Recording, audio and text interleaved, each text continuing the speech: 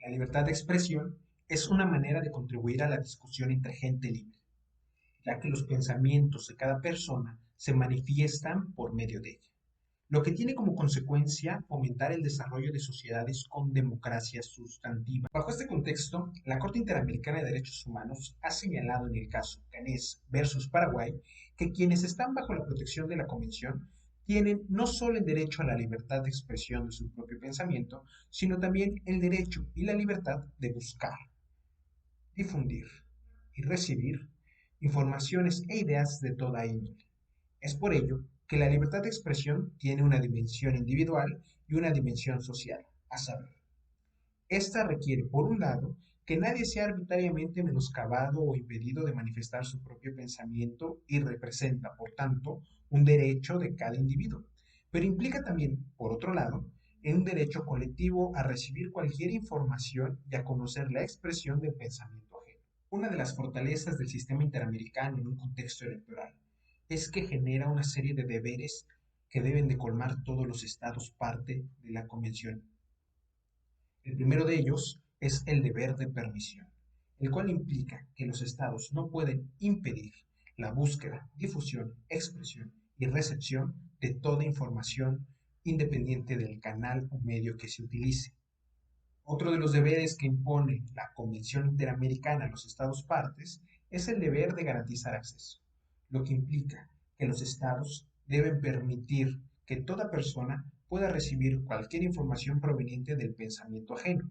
Por otro lado, también implica que esta recepción de información deberá ser sin restricciones a la divulgación de ideas y pensamientos. Especialmente el deber de no restricción por vías o medios indirectos, como el abuso de controles oficiales o particulares en contextos electorales, genera en el sistema interamericano de derechos humanos uno de los pilares fundamentales, ya que, gracias a este deber de no restricción, los estados parte o los particulares no pueden impedir o menoscabar la búsqueda, difusión, expresión o recepción de ideas, pensamientos y expresiones ajenos a cualquier ideología política o partidista, lo que lleva como consecuencia que la información se vuelva plural y esto a su vez da mayores certezas al electorado de conocer a las y los candidatos en las elecciones democráticas y viceversa, a las y los candidatos genera un mayor acercamiento para con la ciudadanía. Las responsabilidades de ulteriores en este sentido no pueden ser expuestas de manera directa o previa censura, sino estas se tendrán que revisar posteriormente una vez ya terminado el proceso electoral o una vez ya difundido el mensaje del candidato, candidata o cualquier ciudadano que pretenda señalar alguna idea, pensamiento o expresión en favor o en contra. Hay que decir también que una de las debilidades del sistema interamericano, por lo que hace a la libertad de expresión dentro de los contextos electorales, es que el término responsabilidad de ulteriores no queda muy claro en las legislaciones locales, ya que, si bien es cierto, esto impide la previa censura, también es verdad que deja al arbitrio de los estados la responsabilidad de delimitar cuáles serán las acciones que a través de la libertad de expresión puedan generar menoscabo dentro de las personas candidatas o candidatos contendientes en un sistema democrático.